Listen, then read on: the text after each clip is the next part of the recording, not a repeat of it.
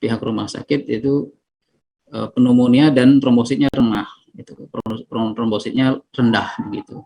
Kemudian 2 hari di rumah sakit dinyatakan meninggal. Nah, adapun penyebab pasti meninggalnya kami tidak tahu pasti, ini adalah wewenang dari pihak rumah sakit dan penyidik untuk menyelidikinya, akui ya, karena kami juga sudah mengantisipasi ya, kejadian semacam ini. Kita sudah lama pasang alat pengaman, diantaranya adalah CCTV, pengawasan dari guru, setiap asrama ada 2 guru begitu, dan ada peraturan yang jelas bahwa tidak ada tindak pemukulan berbentuk apapun, seluruh hukuman sudah ditentukan, ya, tidak ada yang berbentuk fisik. Namun demikian, ya ini sekali lagi musibah ya, yang terjadi. Polres ya, yang salah ya diadili seadil-adilnya ya. Kemudian kepada keluarga korban kami sangat berduka cita ya, kami juga sudah takziah ke rumah beliau dan alhamdulillah kedua orang tuanya ya dengan kita sangat kooperatif ya. Mereka juga senang dengan apa yang kita lakukan ya, tindakan yang kita ambil begitu. Ini bisa diberi waktu untuk sekaligus menjelaskan secara gamblang apa sebenarnya yang terjadi di Al-Furqon ya, karena memang pemberitaannya luar biasa.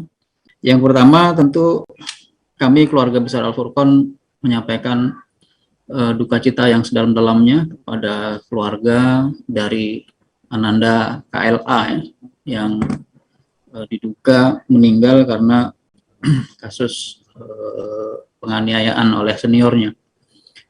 Perlu kami sampaikan yang selanjutnya kronologisnya, bahwa kejadian itu sesuai dengan rekaman CCTV yang kami miliki itu terjadi tanggal 19 Agustus 2021 pada malam hari menjelang ya, istirahat malam pukul kurang lebih 21.30 itu di asrama ya, di asrama juga waktu malam kejadian siang tersebut juga masih mengikuti pembelajaran di kelas itu. Kemudian baru tanggal 22 beliau izin untuk pulang. Nah, waktu itu izin ke bagian kesehatan dan kedisiplinan, yang disampaikan adalah keluhan hilang suara ya, bukan luka-luka, bukan, dan lain-lainnya. Kemudian sampai dengan tanggal 30 itu tidak kembali ke pesantren. Yang datang tanggal 30 itu walinya menyampaikan bahwa si Ananda KLA ini tidak mau kembali ke pesantren dan mengundurkan diri begitu. Akhirnya kami gali informasi alasannya apa. Akhirnya disampaikanlah oleh walinya bahwa anaknya ini pernah mengalami tindak kekerasan oleh kakak kelasnya yang bertugas di asrama tersebut sebagai pembimbing begitu. Lalu kami langsung gali informasi dan juga kami kedua wali santri ini untuk didamaikan. Cuman wali ini karena memang sudah mengundurkan diri jadi kembali pulang.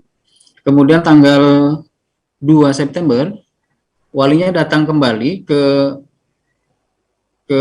dekat pesantren. Jadi kita punya security yang tinggalnya di dekat pesantren menyampaikan yang sama, dipukul oleh si W ya, berinisial W, kakak kelasnya.